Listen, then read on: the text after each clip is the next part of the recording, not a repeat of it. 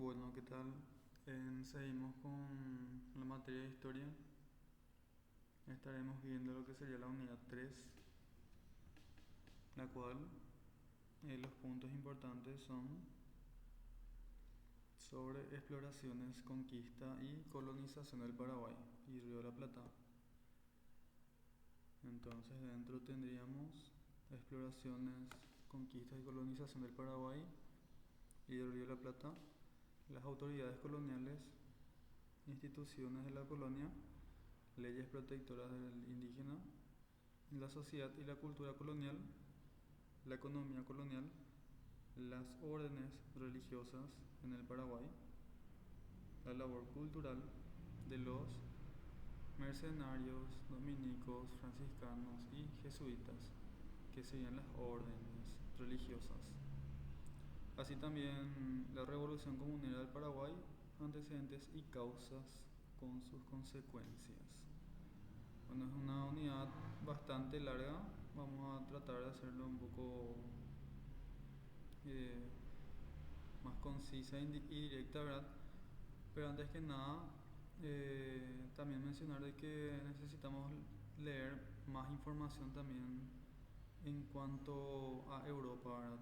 Que motivó justamente a buscar nuevas tierras y por ende el descubrimiento de América y el Paraguay, ¿verdad? Entonces podemos ver, haciendo seguimiento al libro de Mar y Montes, desde la página 30, hace mención al siglo XV. Entonces a 15 le quitamos 1 y queda 14. Agregamos dos ceros y sería 1400 para arriba, básicamente. Entonces podemos mencionar que hubieron grandes cambios en Europa que transformó, ¿verdad?, a todas las instituciones que había en ese entonces, ya sean las antiguas estructuras medievales, y dieron paso a organizaciones socioeconómicas, políticas, religiosas y culturales. Entonces, ¿qué fue la circunstancia que precipitaron estos cambios? O sea, ¿qué motivó a todo este cambio? Debilitamiento del poder feudal, guerras entre señorías feudales, apogeo del comercio de Oriente, la parte oriental, ¿verdad?, China, Asia, con lo que sería occidental, ¿verdad?, que sería Europa, ¿verdad? Influencia de los mercaderes y banqueros. Entonces, de gente con dinero que buscaba expandir sus riquezas. Eso es lo que explica un poquito en la primera página.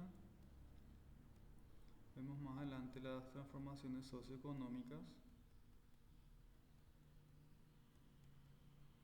Entonces podemos ver que fue la burguesía comercial de cada ciudad la iniciadora de importantes transformaciones. Entonces la burguesía sería las personas con dinero, los empresarios, los capitalistas, ¿verdad?, ideando nuevas modalidades económicas que le permitieron un rápido enriquecimiento. Así nació el capitalismo comercial. Esta parte también menciona, ¿verdad?, cómo se iba expandiendo. En cuanto a las exploraciones ultramarinas, se puede decir que fue avanzando bastante de lo que era la parte de tecnología, ¿verdad?, para las navegaciones. Acá podemos ver, por ejemplo, que motivaron los viajes oceánicos cuyos efectos determinaron las exploraciones y el conocimiento de otras tierras, las costas occidental del África y las Indias. Entonces las Indias era lo que hoy en día es India, ¿verdad? Eh, pero podemos mencionar también que cuando se le descubrió América, le llamaban Indias porque creían que era la otra parte de Indias. Tenemos el pensamiento, ¿verdad?, del siglo XIV. Prácticamente vamos viendo cómo desde la Edad Media, ¿verdad?, fue avanzando lo que sea el saber y la ciencia. ¿Por qué? Porque antes de eso, la mayor preocupación era la salvación del alma. Antes del siglo XV, ¿verdad? Luego, sí, ya a partir del siglo XV, 1400, las personas se volvieron más críticas y el interés apuntó hacia otro objetivo, el conocimiento del universo.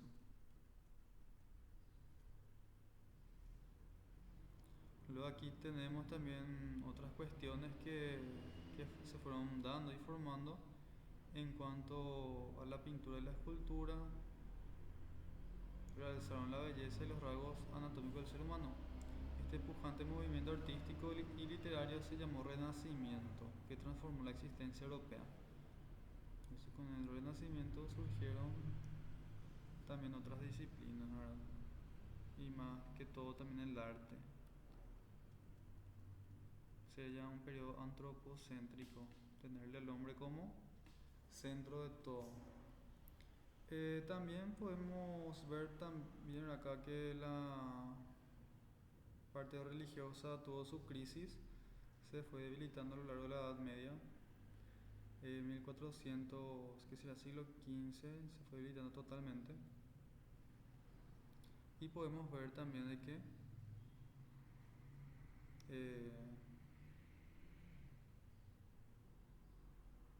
esta revolución conocida también como la Reforma fue iniciada en Alemania a principios del siglo XVI, o sea, en siglo XV, 1400, quebrantando la unidad cristiana y separando un tercio de los fieles de la autoridad papal.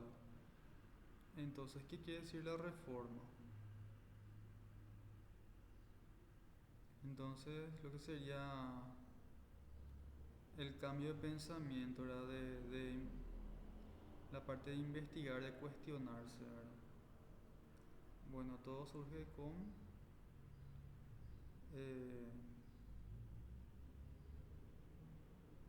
una persona, ¿verdad?, que se llamaba Martín Lutero, y podemos ver acá que se inició en Alemania. De ahí ya empezó también a dividirse la religión cristiana. Y por ejemplo tenemos las iglesias luteranas de Martín Lutero, anglicana y calvinista. Podemos ir viendo también otras transformaciones políticas durante el siglo XV. Tenemos acá varios monarcas. Monarca quiere decir que hay una monarquía, prácticamente una familia la que domina todo un país. Se asociaron con los burgueses capitalistas para robustecer su poder. Entonces había una especie ya de convenio de trabajo entre monarcas y burgueses, gente adinerada, con recursos. Podemos ver también que en este periodo del siglo XV progresó en lo que sería la parte de ciencias y la tecnología. Podemos ver como la geografía y la astronomía. Geografía en cuanto al estudio del lugar físico, ¿verdad?, en cuanto a mapas, y astronomía en cuanto a la ubicación de los astros, ¿verdad?, de las estrellas, como guía para los marineros, ¿verdad?, para la gente que embarcaba, que usaban los barcos.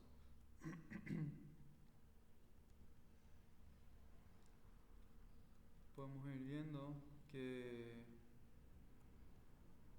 usan justamente este mecanismo de barcos, ¿verdad?, para llevar todo tipo de recursos y productos como lana, tejidos, herramientas, artefactos metálicos, etc.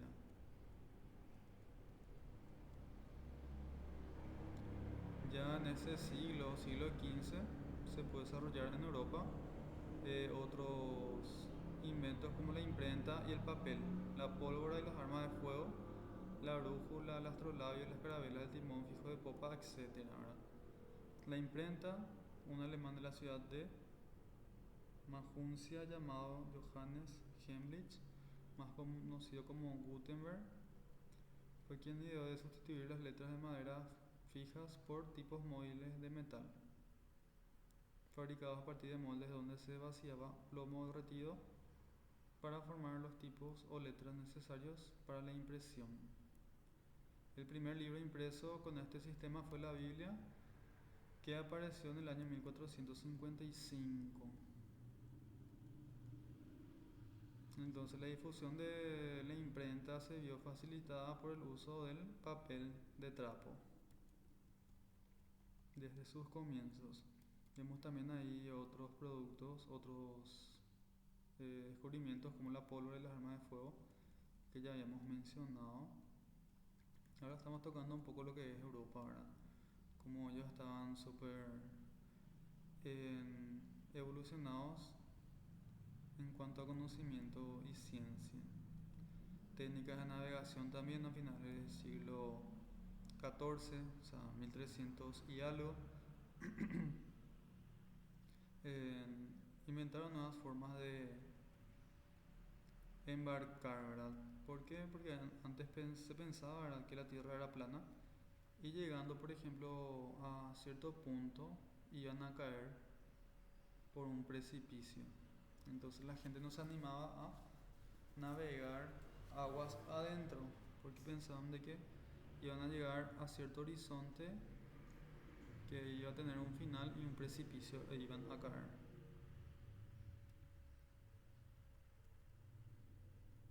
Podemos ir viendo, ¿verdad?, acá como punto clave para entender el pensamiento de la época. La geografía medieval se basó en la teoría geocéntrica, enunciada por Ptolomeo, astrónomo griego, quien en el siglo II de nuestra era, siglo II sería 100, ¿verdad? 100 y algo, supuso que la Tierra era plana. Entonces se mantenía inmóvil en el centro del universo y el Sol y todos los planetas giraban alrededor de ella. Entonces geo viene de tierra y céntrica, entonces la Tierra como centro del universo o de la Vía Láctea. Entonces la Tierra estaba estática y eran los demás los que estaban girando alrededor. Esto claramente después, ¿verdad? Vamos a ver quién dice que descubrió, ¿verdad?, de que la Tierra no es el centro sino el Sol, ¿verdad? Podemos ver también que antes se usaban las carabelas y los galeones impulsados por fuerza del viento. Vamos también viendo que los árabes durante la expansión conquistadora navegando por el océano Índico conocieron las velas triangulares.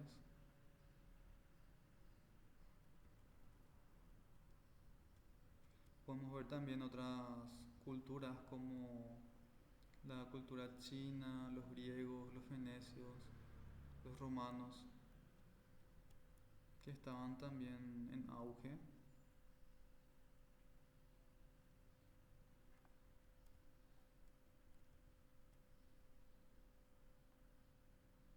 Y un punto también llamativo, quizás uno de los inventos de mayor utilidad para las exploraciones del siglo XV, 1400, fue la brújula. Entonces el uso, ¿verdad?, y el descubrimiento de la brújula fue un descubrimiento muy importante para navegar, para poder ubicarse dentro de lo que sería el mar, ¿verdad?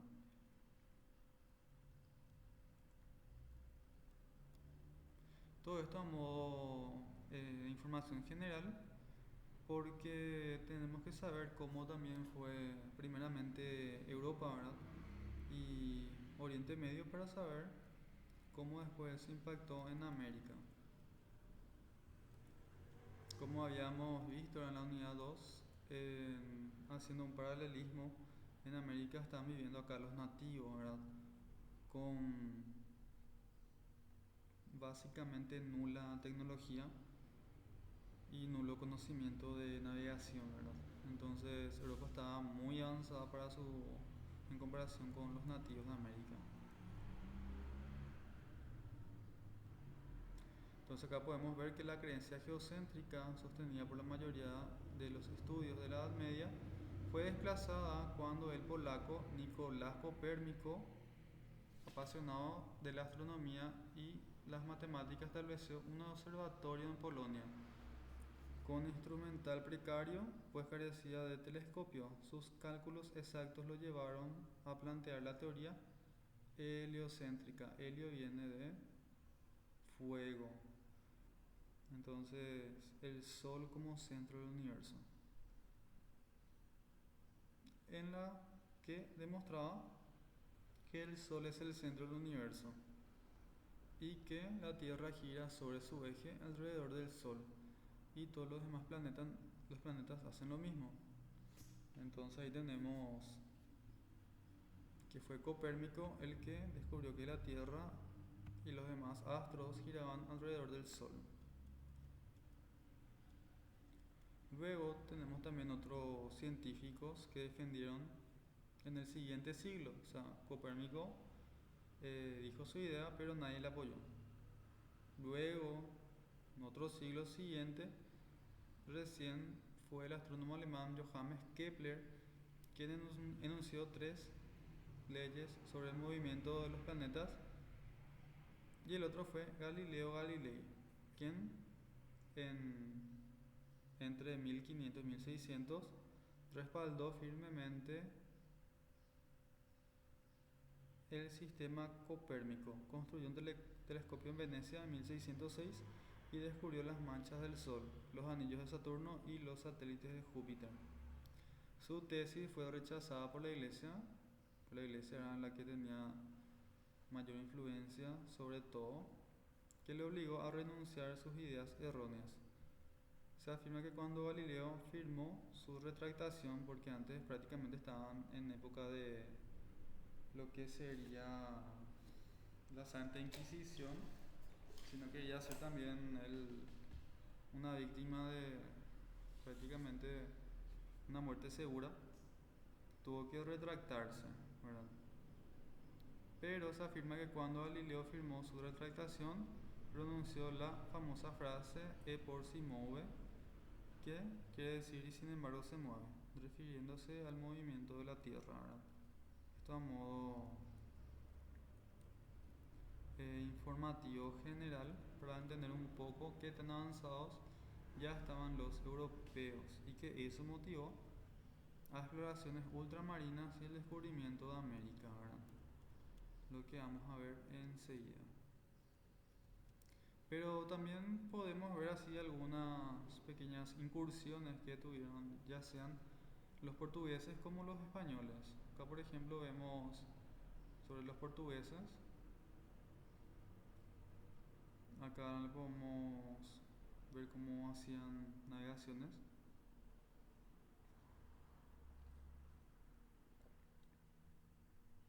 Por ejemplo, en Constantinopla en 1453,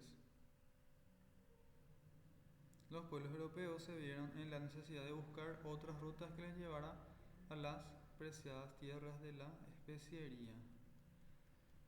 Entonces los europeos, como tienen un clima frío, era un poco difícil, no podían tener ellos especias, entonces ellos tenían que negociar con Asia, ya sea China, Indias, etcétera.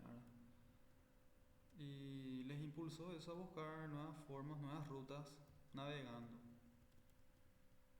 Tenemos acá las exploraciones oceánicas, cuando empezaron prácticamente. Cuenta un poco de lo que sería la expansión en estas páginas del libro Mar y Monte. Explica también un poquito de lo que sería la parte climática, características de la Tierra.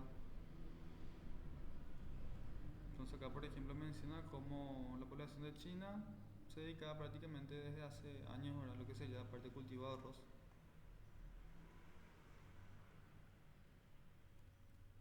También otras culturas, ¿verdad? Podemos ir viendo un poco la descripción. En cuanto a los elementos impulsadores, entonces, ¿qué impulsó la exploración oceánica del Atlántico? La búsqueda de especias. Especias sabemos que son el orégano, comino, pimiento, etcétera, ¿verdad? Luego, ¿qué también motivó? Metales preciosos y esclavos. Como podemos ver acá, se podría decir metales preciosos: oro, cobre, plata, ¿verdad?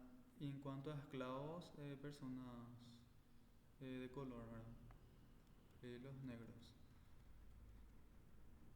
Entonces, eso estaba en esa época, ¿verdad? Ese pensamiento. Podemos ver también acá que el continente europeo se estaba recuperando de una catástrofe demográfica sufrida a partir de 1348 como consecuencia de la peste negra, ¿verdad? Que aparece mucho en también libros de historia. Nosotros estamos dando esto ahora de forma superficial porque eh, tenemos que enfocarnos más en lo que sería lo relacionado a América y al Paraguay. Bueno, acá tenemos las primeras exploraciones,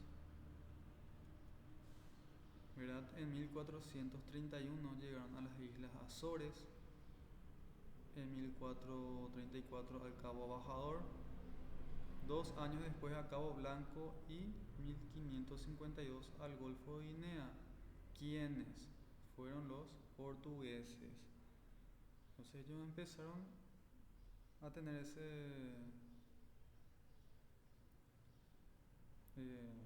ese comportamiento de ir ya explorando, ¿verdad? 1431. El príncipe portugués Don Enrique el Navegante fue el gran impulsor de estas exploraciones. Fundó en la ciudad de Sagres un observatorio y una escuela náutica. Entonces eso, ¿verdad?, le llegaría a convertirse en una potencia mercantil a Portugal. El hecho de conocer rutas oceánicas para comerciar con otros países, ¿verdad?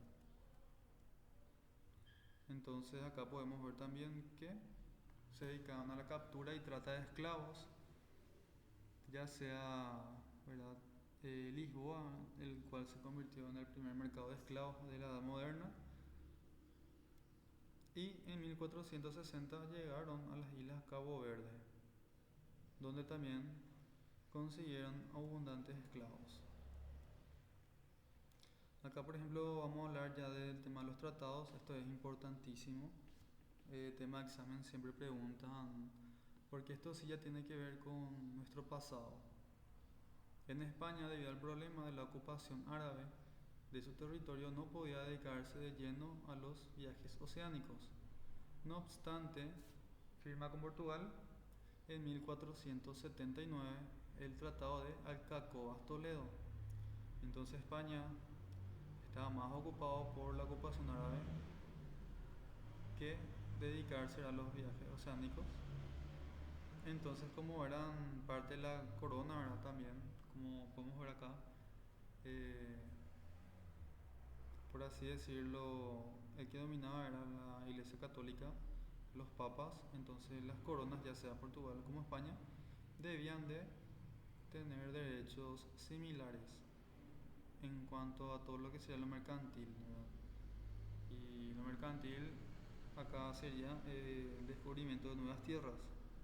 Bueno, en 1479 se firma entonces el Tratado de Alcacobas Toledo, por el cual se le otorgaba a Portugal la exclusividad sobre Guinea y el derecho de descubrir al sur de las Islas Canarias,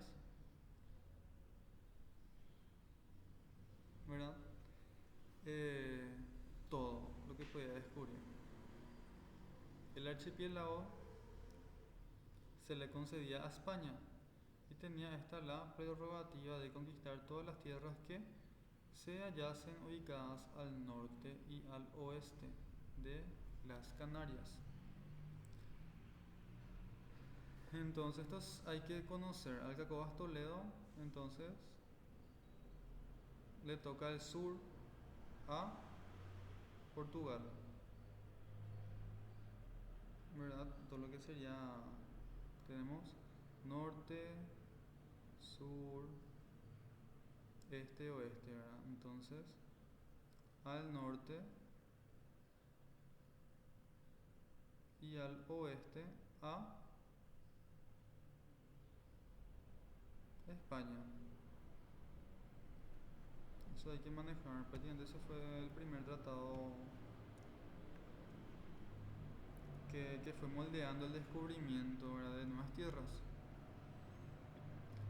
Luego tenemos acá lo que sería 1488.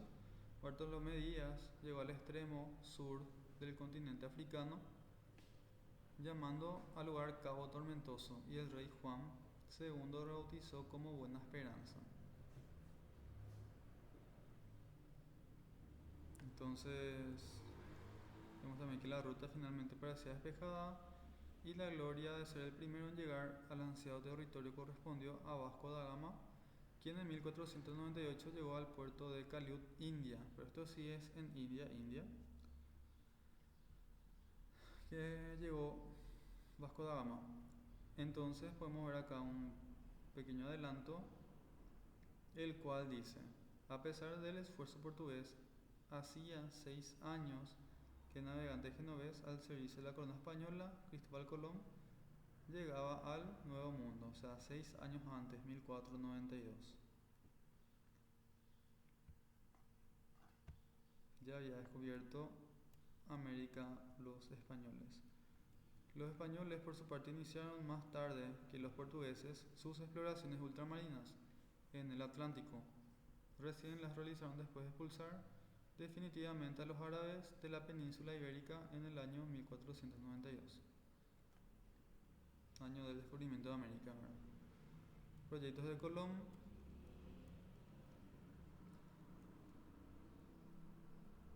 Entonces, primeramente, Cristóbal Colón habló con el rey de Portugal de su idea de navegar por occidente para llegar al oriente. O sea, navegar hacia acá para llegar otra vez por el oriente. O sea, dar una vuelta completa. Pero su propósito fue rechazado. Entonces, primero le rechazó la corona portuguesa. Luego, de Portugal pasó a Castilla en 1486 y obtuvo una audiencia con los reyes católicos, quienes, después de escucharlo, encomendaron a una junta de eruditos el estudio de sus planes. La junta consideró que la teoría propuesta por Colón no era viable y su proyecto en primera instancia fue rechazado, pero lejos de desanimarlo estas oposiciones, redobló Colón sus fuerzas y consiguió replantear sus sueños ante la reina Isabel, quien junto con el rey Fernando, su esposo, decidieron patrocinar el proyecto. Entonces acá tenemos este primer documento, así el 17 de abril de 1492, acá vemos abril de 1492, se firmó el célebre Capitulación de Santa Fe, cuando mediante el cual los reyes se comprometían a otorgar al marino genovés 4 cosas: el título de almirante de las islas y tierras que descubriese para él y sus herederos, el título de virrey y gobernador de los territorios descubiertos, la 10ª parte de las riquezas o mercancías obtenidas dentro de los límites del almirantazgo. Se le permitía contribuir con la 8ª parte en armar los navíos. Bueno, prácticamente acá el almirante es como que está por encima del capitán, ¿verdad? El que dirige el barco, la flota, ¿verdad? Entonces, ¿qué significa capitulación?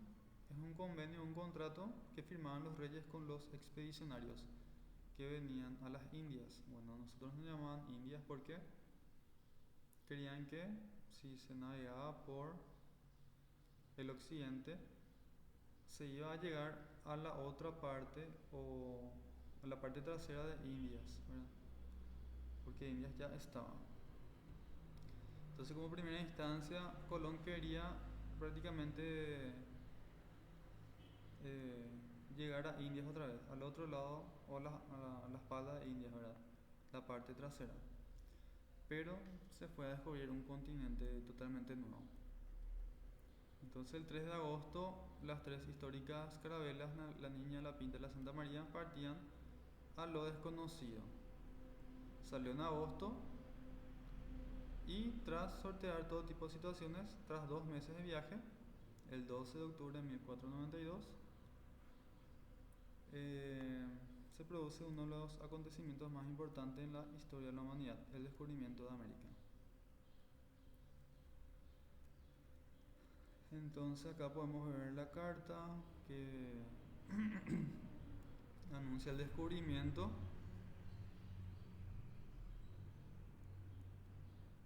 Explica un poquito que la primera que él halló fue San Salvador. Prácticamente estuvieron, ¿verdad?, pasando entre las islas como Cuba.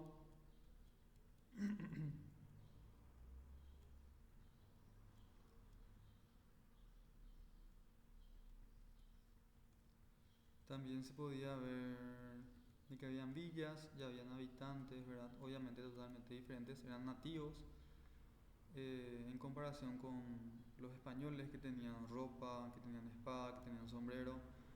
Acá los habitantes prácticamente andaban desnudos, ¿verdad? Máximo con taparrabos. Fue como que un choque de culturas. E inclusive los nativos pensaban de que eran como semidioses, ¿verdad? Los españoles. Porque pónganse a pensar que los españoles venían montados en caballo, entonces ellos pensaban que eran una especie de dioses porque nunca habían visto un caballo. O sea, el hombre montado en un caballo pensaban que eran como centauros prácticamente.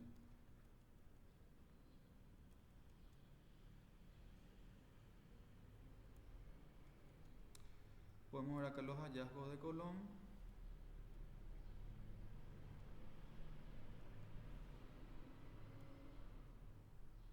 Entonces cuando llegó Colón se le pidió al Papa Alejandro VI que le reconocieran a Portugal sus derechos sobre las nuevas tierras descubiertas.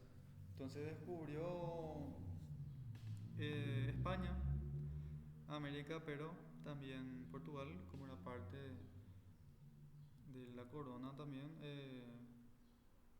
pidió su parte, ¿verdad? En consecuencia, el Papa promulgó su memorable bula intercoetera, o sea, sería como eh, una resolución más o menos, tipo un dictamen de él, porque prácticamente era la máxima autoridad, ¿verdad? Consiguiendo a los reyes católicos Isabel y Castilla y Fernando de Aragón las tierras descubiertas o por descubrir que se hallacen hacia el occidente, o sea que estén hacia acá, hacia la parte izquierda, ¿verdad? Hacia la India o hacia cualquier otra parte del mundo, siempre que estuviera más allá de una línea que, de polo a polo, pasase a 100 leguas de las islas Azores. Por ejemplo, está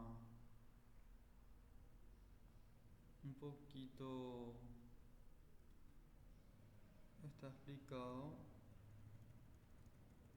en una imagen por acá,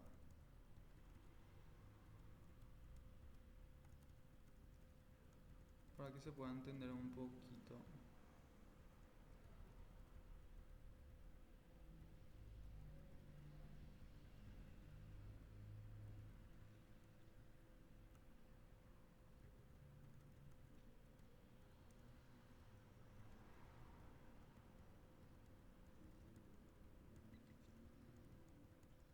Entonces hacia occidente, que sería hacia la parte izquierda, le tocaba a España. Acá podemos ver esta imagen. Entonces acá tenemos las islas Azores y hasta 100 leguas. O sea, luego de 100 leguas recién podía descubrir. Vamos a leer. Entonces las tierras descubiertas puede descubrir que se hallacen hacia el occidente, hacia la India y hacia cualquier otra parte del mundo, siempre que estuvieran más allá de la línea. Entonces, todo lo que estaba por esta línea que está marcada de polo a polo, que fue la bula cohetera, le correspondía a España. Después vamos a ver otra resolución que amplía esto, ¿verdad? Para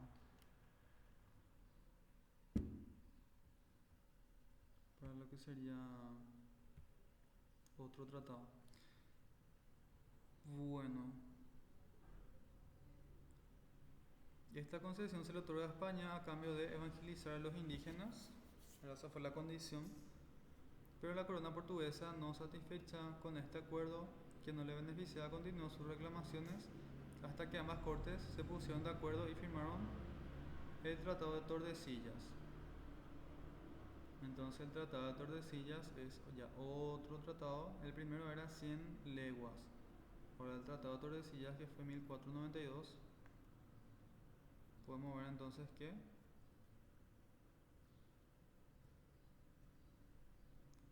fue después.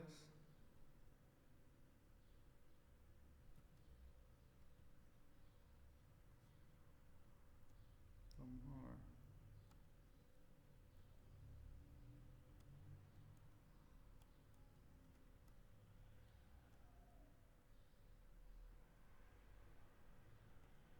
Se dividía el mundo conquistable entre las dos coronas ibéricas. La cláusula esencial decía que se haga y señale sobre el océano una línea de polo a polo, al oeste 370 leguas de las islas que se llaman Cabo Verde. Las tierras que se quedaran hacia el oeste corresponderían a la corona de España y las del este a Portugal. Entonces también hay que manejar este tratado. Entonces las tierras que se quedaren hacia el oeste corresponderían a la corona de España y hacia el este a Portugal. Entonces acá dice 370 leguas. Vamos a ver un poco si es que están por acá.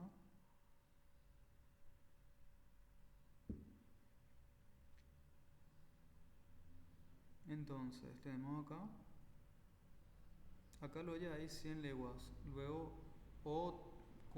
sumando serían 370 leguas. Entonces acá ya vendría ya la bula, y todo lo que estaba hacia acá le correspondería a Portugal y hacia acá a España. ¿Por qué? Porque así decía esta bula. Entonces hacia el oeste corresponderían a la corona de España y hacia el este a Portugal. Entonces acá podemos ver nomás un poco de los tantos viajes que tuvo Cristóbal Colón. Cuenta un poquito, ¿verdad? ¿Por qué el nombre de Indias y de América? Entonces las nuevas tierras fueron llamadas Indias y a sus habitantes indios debido a la certeza, la certeza que supuestamente tenía el almirante Cristóbal Colón de haber llegado a la legendaria India. Pero fue el cartógrafo Américo Vespucio uno de los primeros en notar el error. Este preparó unos mapas a los que denominó Terri Americi o Tierras de Américo. En consecuencia, las tierras halladas por Colón fueron posteriormente conocidas con el nombre de América. Entonces podemos ver que en España dominó el extenso territorio americano. En sus documentos oficiales se referiría a Indias y no a América. Acá por ejemplo menciona que algunos estudiosos consideran que los vikingos llegaron a América durante el siglo X, o sea 900 después de Cristo, y se establecieron en el norte del continente, actual territorio de los Estados Unidos.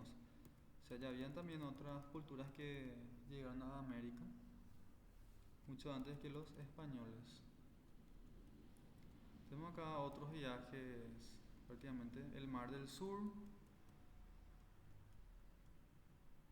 Acá por ejemplo menciona que en 1513 se encontró maravillado ante el Gran Océano Pacífico, al cual denominó Mar del Sur. ¿Pero quién? El marino quién? Vasco Núñez de Balboa. Le denominó Mar del Sur. ¿Y cómo sería el mar Atlántico? El que está hacia acá. Mar del Océano Atlántico con el Mar del Sur, al que más tarde denominaría Océano Pacífico, por la quietud de sus aguas en el sur del continente.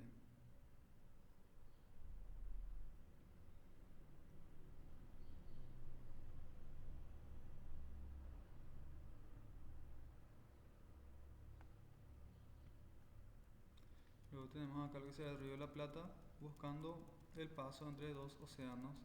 Partió de España, entonces ya se ven ya que estaba el Mar Pacífico y el Mar Atlántico, ¿verdad? Partió de España en 1515 el piloto mayor del reino, Juan Díaz de Solís, quien al mando de una expedición de 60 hombres y 3 naves, partió del puerto de Lepe el 8 de octubre de 1515, dirigió sus naves hacia el occidente, o sea, hacia América, con el propósito de hallar un paso que comunicara el mar del norte, como llamaban al océano Atlántico, y el mar del sur, que sería el océano Pacífico, ¿verdad? Dice que la expedición llegó a un inmenso canal en enero de 1516, pensando que era la unión de ambos océanos, pero al probar sus aguas eran dulces y notaron que procedían de un río, que el piloto mayor denominó Mar Dulce. Entonces, Juan Díaz de Solís prácticamente vino a entrar en el Río de la Plata, al cual denominó Mar Dulce. Luego dice que también le denominaban Río de Solís y que los nativos llamaban Paranaguazú. Importante. Esto más que nada es información general sobre la primera vuelta al mundo. Truncó el proyecto de Solís porque no pudo encontrar, ¿verdad?, la unión de los dos mares, o sea, los océanos. Entonces fue enviado Hernando de Magallanes, un portugués al servicio de la corona, quien el 1 de octubre de 1520 llegó al estrecho que unía el Atlántico con el Pacífico y se pudo concretar el sueño del almirante genovés, Cristóbal Colón. Si navegamos siempre por occidente, llegaremos al oriente. O sea, hacer una vuelta al mundo, ¿verdad? Entonces fue acá Hernando de Magallanes.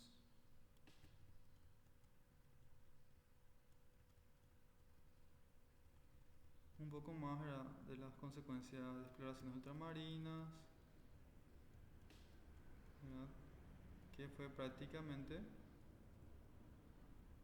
encontrar nuevas especies, ¿verdad?, ya sea animales, alimentos, y que la tierra no era plana también.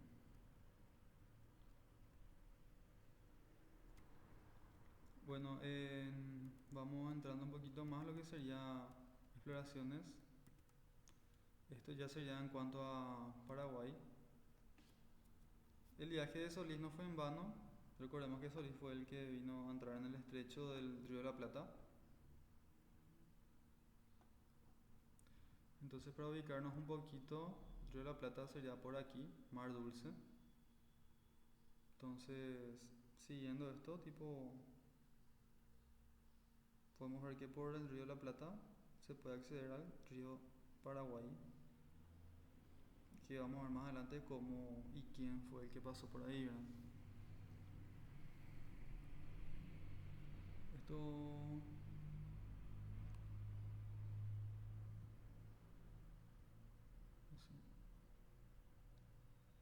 Bueno, entonces podemos ver que de regreso a España, una de las naves con los sobrevivientes del viaje de Solís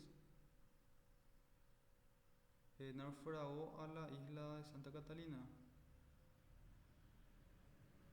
El capitán de la misma, Alejo García, alentado por las extraordinarias leyendas sobre las fabulosas riquezas que existían muy dentro del continente, narradas por los nativos con quienes convivió durante 8 años, se lanzó a su búsqueda, recorriendo en 1524 el territorio paraguayo.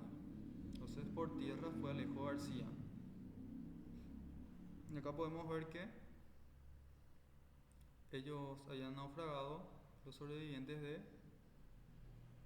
del viaje de Solís, Isla Santa Catalina. Entonces ellos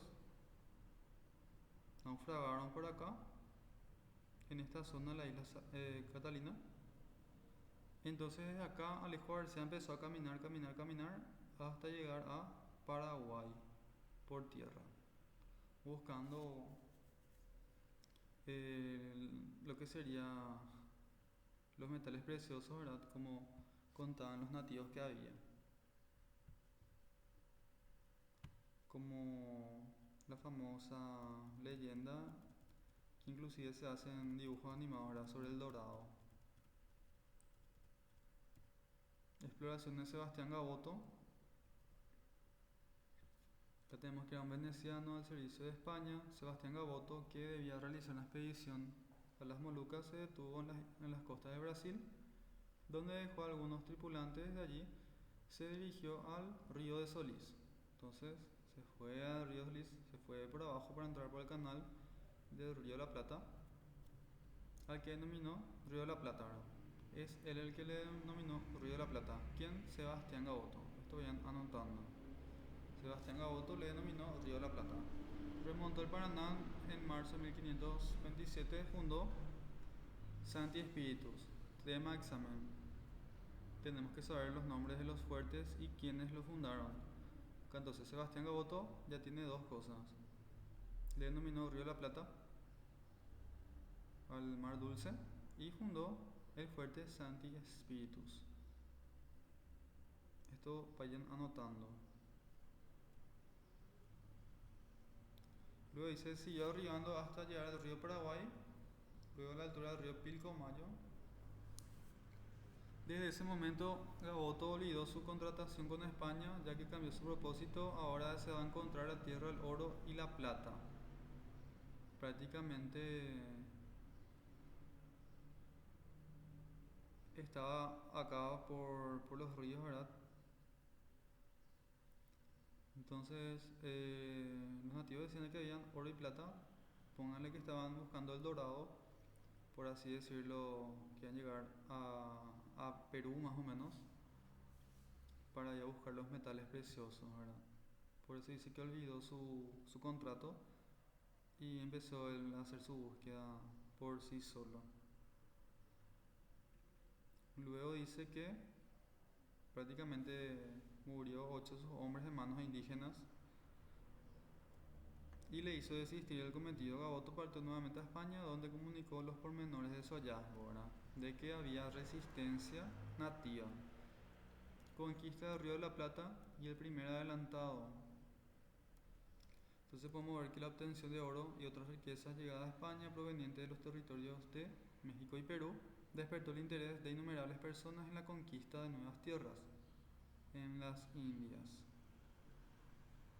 Entonces acá podemos ver que también había la amenaza de que representaban los portugueses, ¿verdad? ¿Por qué?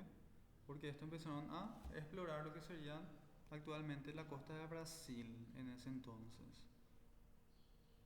Entonces acá podemos ver que un noble y rico caballero que había combatido por el emperador Carlos V en Italia fue el indicado para realizar una expedición más memorable venidas al Nuevo Mundo. Era don Pedro de Mendoza, tema examen, quien el 21 de mayo de 1534 firmó con el monarca una capitulación por la cual se le obligaba a armar por su cuenta una expedición, buscar el paso para llegar al Perú utilizando como ruta el río descubierto por Solís, que era el río de la Plata, que Sebastián Gaboto le llamó Río de la Plata justamente. Fundar 3 fortalezas de piedra para contrarrestar posibles avances portugueses también. Entonces no solamente una fortaleza para pelear con los nativos que resistían, sino con los portugueses que ya se empezaban a adentrar a las costas de Brasil, ¿verdad? Que sí era parte de su territorio, pero todo podía pasar.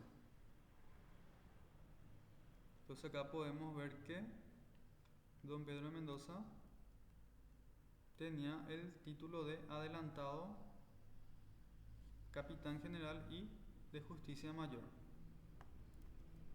Importante. Entonces, don Pedro de Mendoza fue el primer adelantado. Hay que anotar eso.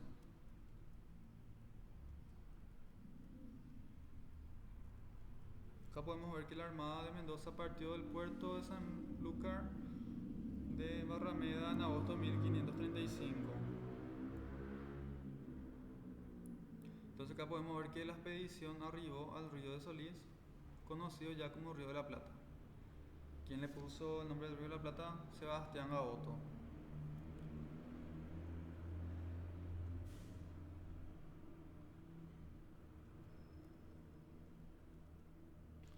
Entonces acá podemos ver la fundación de la primera Buenos Aires y el título también nos dice el hambre y la guerra. Entonces la primera preocupación del adelantado fue establecer un sitio desde el cual realizarían, ¿verdad?, otras exploraciones. Entonces eligieron ahí un lugar. Una vez elegido el lugar, el 3 de febrero de 1536 se procedió a la fundación del fuerte puerto de Nuestra Señora de Buen Aire. Tema examen. Entonces, ¿quién fundó este fuerte? Pedro de Mendoza, puerto de Nuestra Señora del Buen Aire. Vayan anotando. El primer adelantado, que fue Pedro de Mendoza, también, o sea, con él también llegaron mujeres españolas al Río de la Plata. Ahí empezaron a venir los colonos.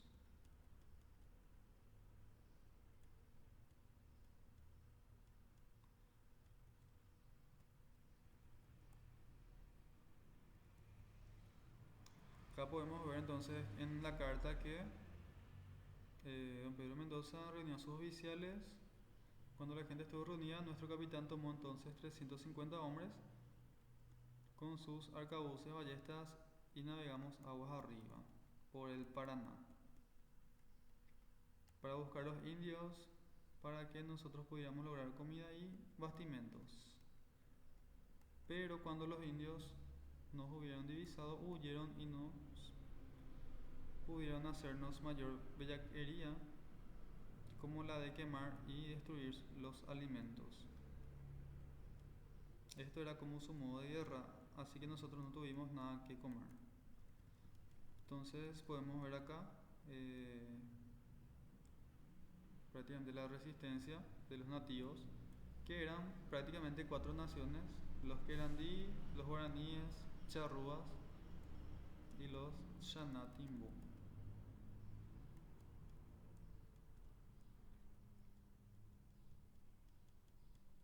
Entonces podemos ver que la escasez de alimentos hizo que el adelantado comisionara a varios de sus oficiales a las costas de Brasil en busca de los mismos.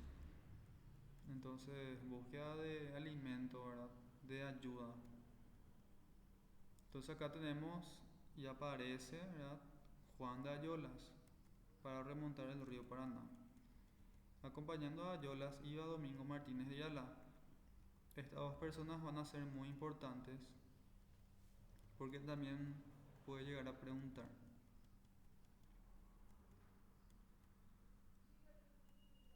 Acá también podemos ver que Pedro Mendoza le consignó a su hermano también a explorar una región del Río de la Plata. El contingente fue atacado por los naturales, pereciendo un buen número de españoles, entre ellos el propio Diego Mendoza, que era el hermano de Pedro Mendoza. Luego acá podemos ver que Juan de Ayolas, por acá dice, ante tal situación, Juan de Ayolas, luego de su regreso a Buenos Aires, convenció al adelantado, quien se hallaba postrado por una grave enfermedad, para que se trasladase hacia el fuerte recientemente fundado. Mendoza así lo hizo, dejando a Francisco Ruiz Galán al frente de Buenos Aires. Entonces fueron al nuevo fuerte creado, ¿verdad?, en las proximidades de Corpus Christi. Fundó otro fuerte el de Buena Esperanza. Esto es importante. Entonces, otro fuerte creado por Pedro Mendoza fue Buena Esperanza.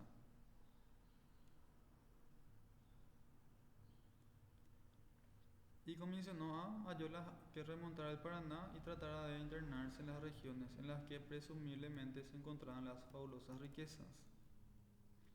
Como su salud empeoraba y no encontraba mejoría para las llagas que minaban su cuerpo, el adelantado decidió regresar a España, pero murió durante la travesía. Antes de partir, Mendoza nombró a Juan de Ayolas, importante, clave, gobernador interino. Pero como este no volvía de su viaje al norte, comisionó a Juan de Salazar Espinosa que acudiese en su ayuda. Bueno, como Juan de Ayolas tenía la misión de navegar por el Paraná, por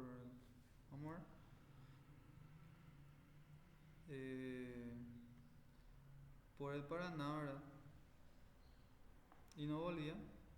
Antes de viajar, Pedro Mendoza a España le dice a otro de sus subalternos que se llama Juan de Salazar Espinosa que vaya a buscarle a Juan de Ayolas, porque quería nombrarle sucesor. Entonces, ¿qué pasa acá?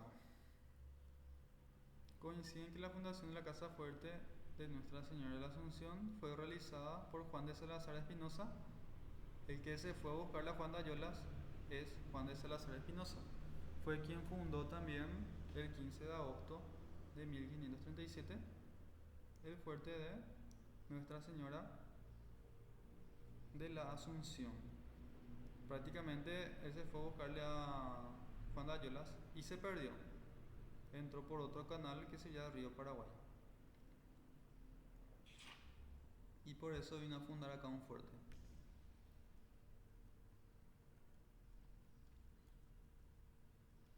Acá, por ejemplo, menciona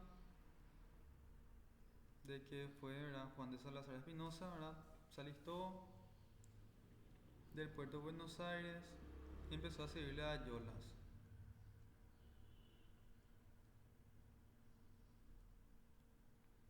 Entonces podemos ver acá, ahí que arriba una hermosa bahía frente a Itapunta, que se llama frente de nuestra facultad.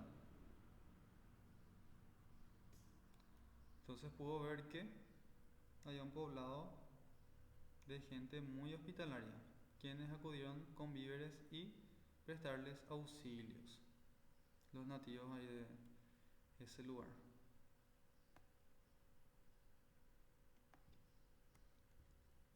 Entonces, por esta parte al menos eran más buenos los nativos.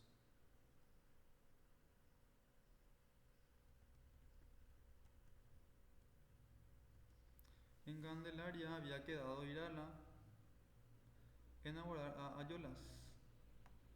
Cansado de esperar, se dirigió unas 40 leguas al norte, en donde se encontró con Juan de Salazar,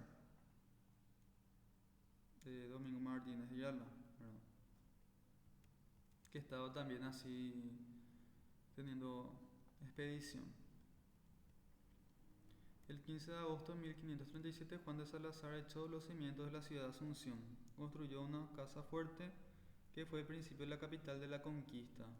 La casa era de una forma cuadrada con dos torreones rodeada de fosos y palizadas. Entonces terminó el trabajo y Salazar se dispuso a seguir el viaje al sur para dar cuenta de sus actos. Dejó una pequeña guarnición de 30 hombres al mando de Gonzalo de Mendoza. Para asegurar la amistad y estabilidad de los españoles, embarcó a los hijos progénitos de los caciques.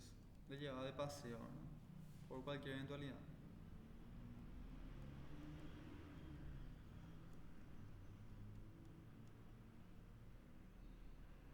Entonces acá podemos ver que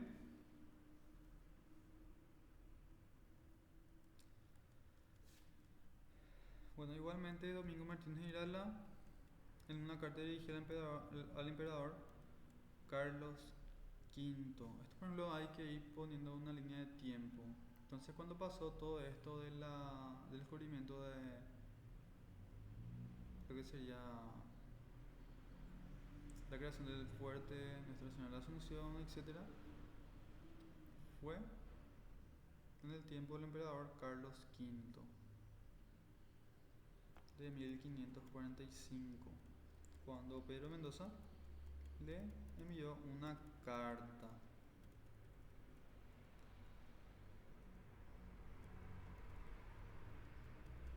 Le cuenta un poco, era la travesía, los pormenores que tuvieron.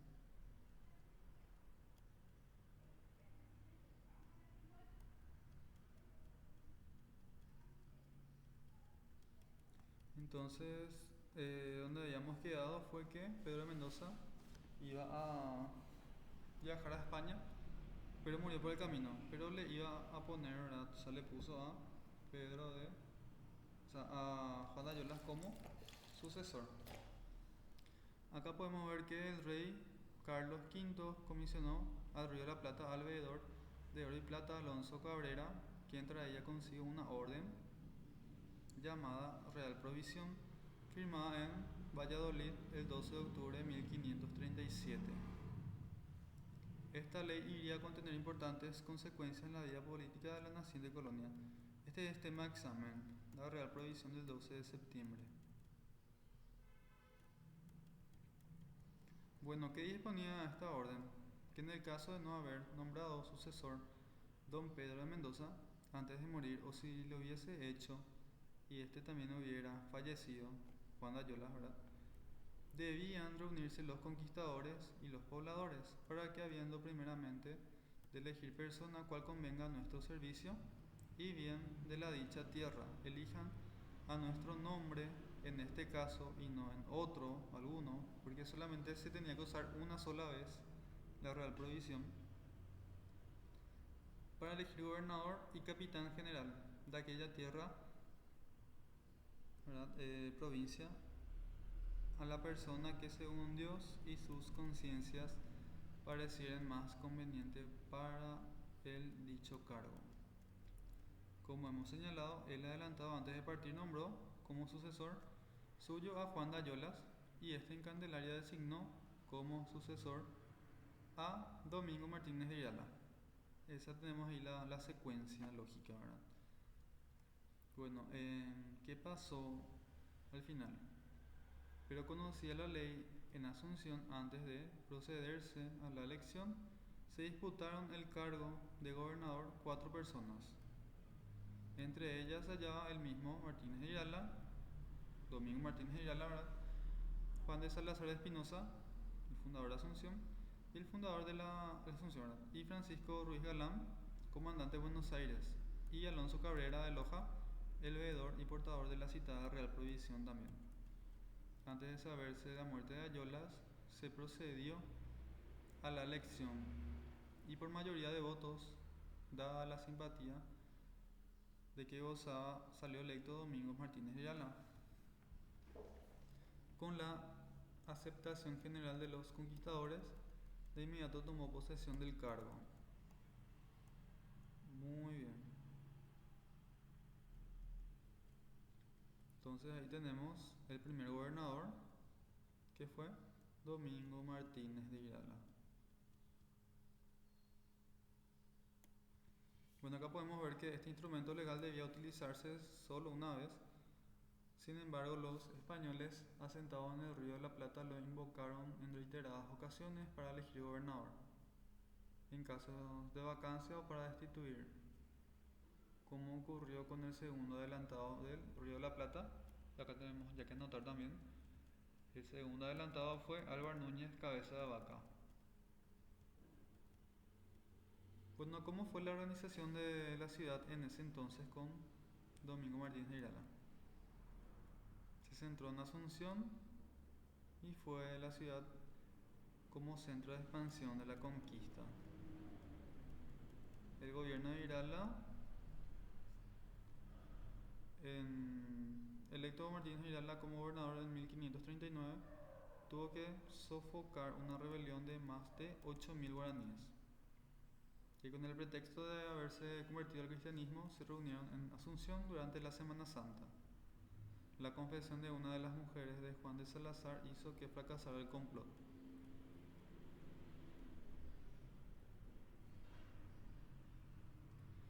Después, al año siguiente, Irala decidió ir nuevamente en busca de Ayolas y, según sus propias palabras, reconocido como jefe, subí al río Paraguay para encontrar a Ayolas con 280 hombres y llegué a Candelaria el 16 de enero de 1540. Habiendo sabido que Juan de Ayolas y toda su gente habían vuelto a Candelaria y que fueron muertos por los payaguás, traidoramente regresé a la fortaleza. Entonces, después de este viaje ya fue ya la última actividad que él hizo para volver después ya a centrarse en el gobierno como gobernador de, de la provincia, ¿verdad?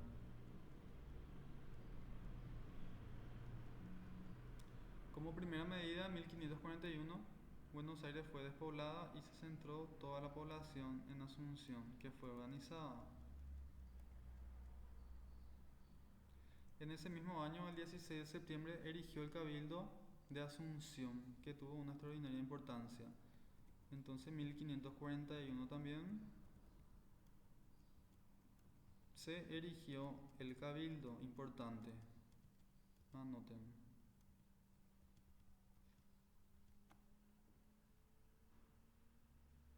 Entonces, acá también podemos ver que las primeras uniones hispano-guaraníes podemos ver que llegaron los conquistadores, no comprendieron el valor que los guaraníes le dan a las mujeres. O sea, no comprendían porque solamente le veían como un objeto de cambio, ¿verdad?, a la mujer entre los nativos.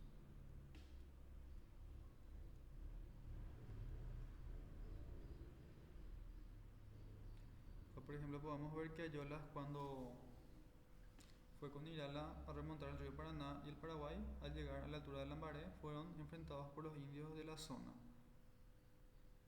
Domingo Martínez Irala le disparó desde su bergantín con un pequeño cañón, sorprendiendo a los indígenas, quienes corrieron despavoridos.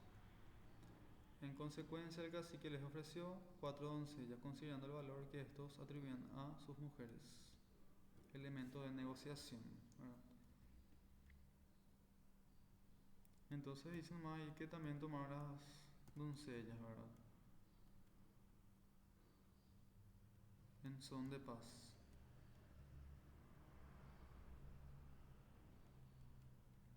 Entonces empezaron a negociar con los españoles, ¿verdad? Cambiaban mujeres por un puñal, por pieles, por comida, etc.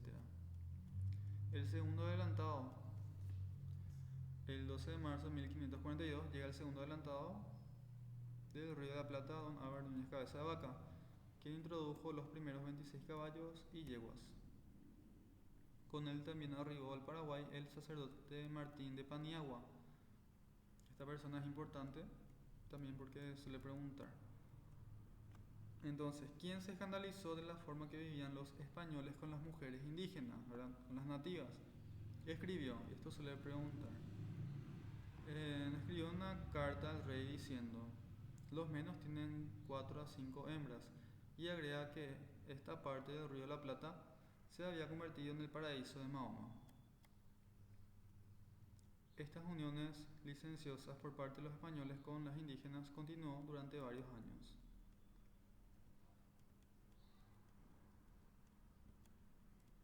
Entonces podemos ver que Álvar Núñez también realizó expediciones al Chaco, que prácticamente resultaron un fracaso. Los oficiales partidarios de Irala invocaron la Real Prohibición del 12 de septiembre de 1537 y lo derrocaron. ¿A quién? A Álvar Núñez Cabeza de Vaca, que había sido enviado desde España, ¿verdad?, en 1544. Encerrado en una prisión por varios meses, fue enviado a España en una nave llamada San Marcos.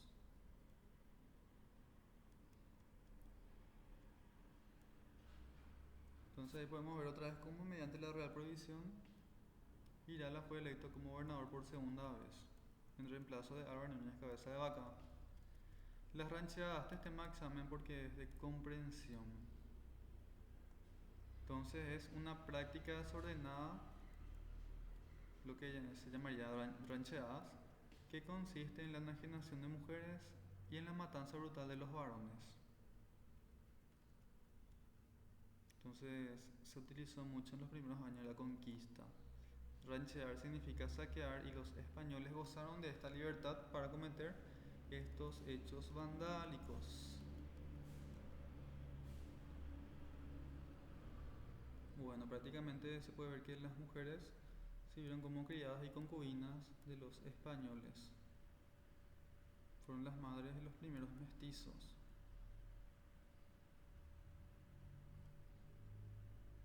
Los conquistadores cambiaban mujeres por caballos, especialmente por ropas.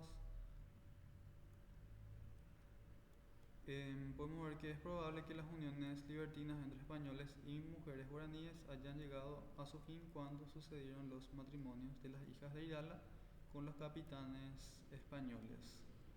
Acá tenemos entonces también lo que sería el matrimonio de conveniencia. Irala descubrió una conspiración en su contra, ¿verdad?, que estaban preparando antiguos partidarios de Álvaro Núñez Cabeza de Vaca. El gobernador mandó apresar a los sublevados y cuando los iba a fusilar, el sacerdote Francisco de Andrada, amigo suyo, le aconsejó que los bravos capitanes que iban a morir podían serles útiles convirtiéndolos de enemigos en parientes. Entonces el padre Andrada deseaba terminar con el libertinaje que los españoles cometían con las mujeres indias y aconsejó al gobernador que sus hijas mestizas corrieran la misma suerte de sus madres y parientes nativas. En consecuencia, Irala, Domingo Martínez Irala, estando ya por segunda vez como gobernador, concertó la boda entre los 4 capitanes rebeldes con sus adolescentes hijas mestizas. La importancia de la lengua guaraní. Entonces, el papel importante cumplido por las mujeres del Paraguay colonial fue el de transmitir la lengua guaraní a sus hijos mestizos.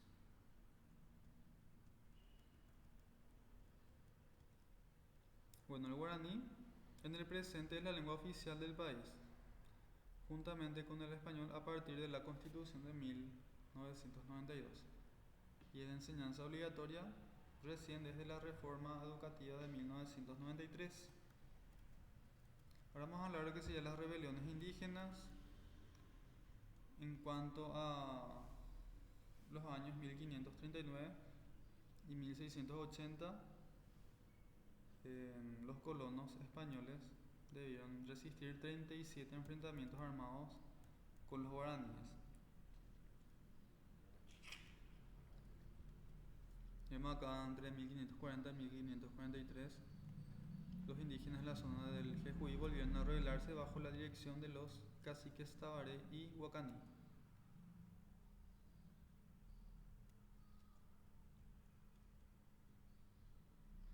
La conquista no fue fácil, pues en 1546 se produjo nuevamente otra revuelta.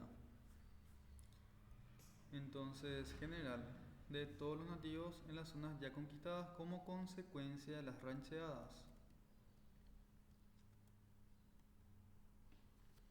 Y los españoles debieron solicitar ayuda a los chaqueños, enemigos tradicionales de los guaraníes.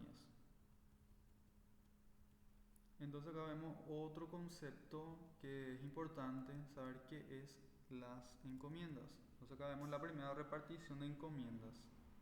En 1555 podemos ver que estamos todavía sobre el gobierno de Domingo Martínez Irala. Se hizo un empadronamiento de los carios vecinos de Asunción con el propósito de encomendarlos. Los carios habíamos visto que es una etnia, ¿verdad?, de una familia lingüística guaraní. Entonces, la repartición se realizó al año siguiente. Según el cómputo de Irala, se distribuyeron unos 20.000 indios entre 320 españoles. El primer reparto no fue equitativo, pues cada encomienda habría tenido unos 60 indios. Entonces podemos ver acá que eran enviados para que los varones trabajaban en los campos con sus respectivas familias y unas 750 mujeres sirvieron en las casas españolas de Asunción. Entonces las encomiendas eran derivarle a los nativos en casas de españoles y criollos para servidumbre, ya sea trabajo que no querían hacer, chacra, trabajos domésticos, etc. Nombramiento de Juan de Sanabria como adelantado. Acá tenemos, ¿verdad?, que Irala gobernó desde 1539 a 1542, el primer periodo, y luego que le echaron al segundo adelantado, Álvaro Núñez Cabeza de Vaca, asumió en 1544 y 1556, luego de la segunda etapa de gobierno. En España, ¿verdad?, fue nombrado el tercer adelantado del Río de la Plata, don Juan de Sanabria, quien falleció antes de emprender el viaje. En su lugar vino su esposa, doña Mencia Calderón de Sanabria, para emprender la hazaña de viajar al Paraguay. Entonces esto es importante. La expedición partió de España en abril de 1550 al mando del capitán Juan de Salazar y Espinosa, el fundador de Asunción. Le acompañó entonces a Juan de Sanabria y a su esposa. Él fue el encargado.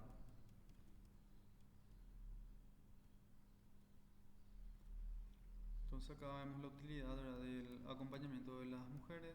Fueron de gran utilidad, cosían velas desgarradas, juntaban leña para el fuego, cocinaban, etc. Bueno, vemos acá que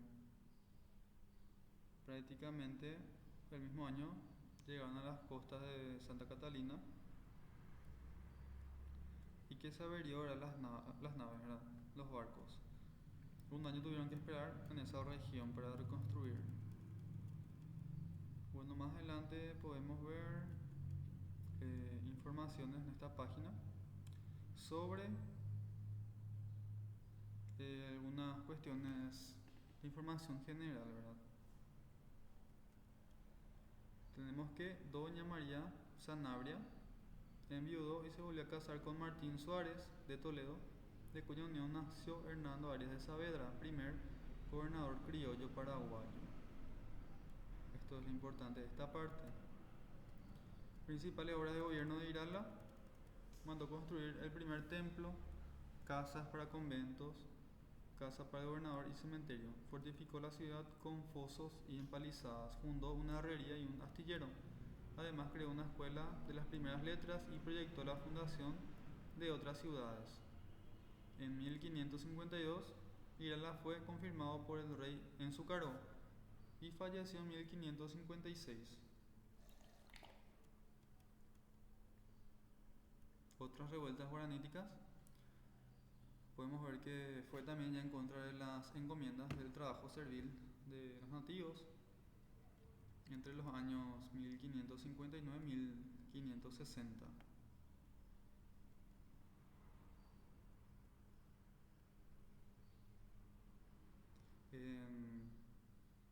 Más revoluciones, 1564 y 1568. También hubo una insubordinación general. Luego, en 1577, la zona del Jujuy volvieron a sublevarse.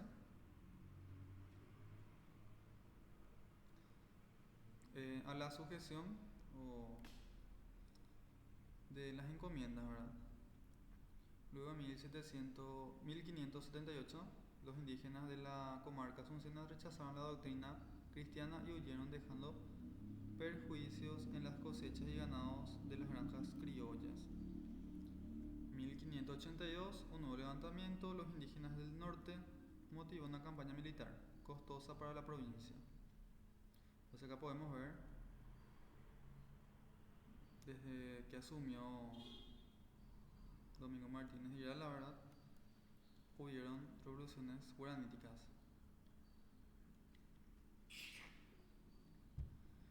Nos saca 1539, 40, década del 50, década del 60, década del 70 y acá década del 80, inclusive 1580.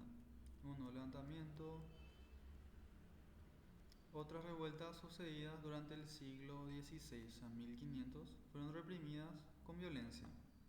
Eso fue lo que fue diezmando a la población indígena, o sea, nativa, perjudicando la naciente economía colonial.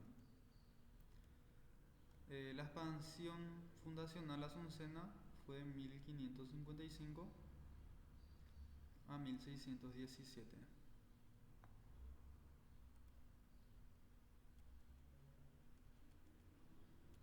Bueno, acá podemos ver, desde el gobierno de Irala se inició la expansión fundadora.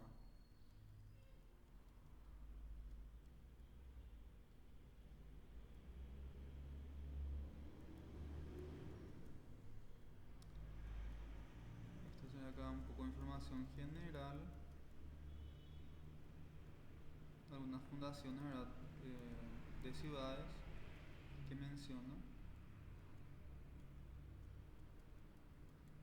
Los últimos adelantados sería en 1568 y 1572. Sucedieron reacciones contra el absolutismo real, especialmente por el despotismo gobierno de Felipe Cáceres. Se formaron dos bandos contrarios, uno dirigido por el gobernador y el otro liderado por Martín Suárez de Toledo, quien derrocó a Cáceres invocando la Real Provisión del 12 de septiembre de 1537. En 1576 llegó un nuevo adelantado, que sería el cuarto, Juan Ortiz de Zárate. Con él, la última gran inmigración hispana.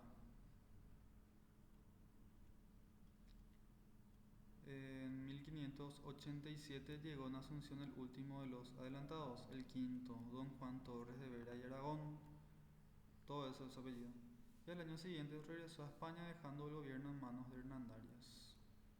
En 1592, por vacancia en el gobierno, se invocó la Real Provisión de 1537 y fue electo como interino el criollo, hijo de españoles, nacido acá,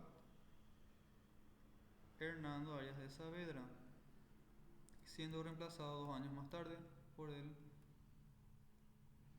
¿verdad? Por Ramírez de Velasco.